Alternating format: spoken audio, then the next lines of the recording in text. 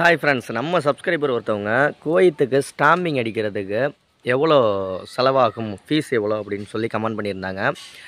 So நான் இப்போ வரப்போகிறதுனால நான் விசாரித்த வரைக்கும் ஒவ்வொரு ட்ராவல்ஸை பொறுத்த வரைக்கும் ஒவ்வொரு ரேட்டு சொல்லுவாங்க. ஓகேங்களா? ஸ்டாம்பிங் அடிக்கிறதுக்கு மும்பையில் ஸ்டாம்பிங் அடிக்கிறதுக்கு அது ஒரு ரேட்டு, அதே மாதிரி டெல்லியில் ஸ்டாம்பிங் அடிக்கிறதுக்கு அது ஒரு ரேட்டு. ஓகேங்களா? டெல்லினா இம்மீடியட்டாக வந்துடும், மும்பைனா கொஞ்சம் லேட் ஆகும். மும்பைனா 2 வாரம் டு 2 வாரம் ஆகும். 2 வாரம் ஆகும். இதே டெல்லி அப்படின்னா ஸ்டாம்பிங் அடித்து வரதா இருந்தால் 1 வாரம். ஓகேங்களா?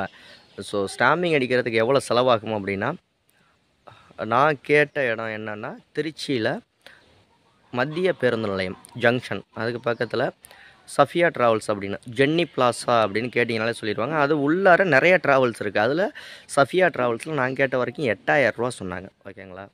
8000 ரூபா ஸ்டாம்பிங் அடிக்கிறதுக்கு உங்களுக்கு நீட்டாக பர்ஃபெக்டாக ஸ்டாம்பிங் வந்துடும்.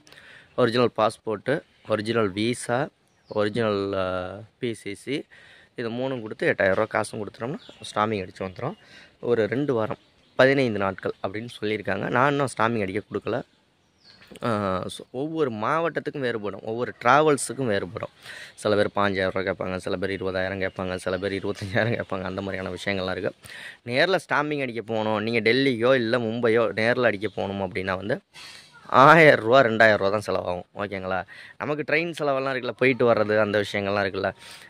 நம்ம எம்பசிக்கு போகணும்ல, குவைத் இந்தியாவில் உள்ள குவைத் எம்பசிக்கு போகணும்ல, மும்பைக்கோ இல்லை டெல்லிக்கோ போகிற மாதிரி இருக்கும்.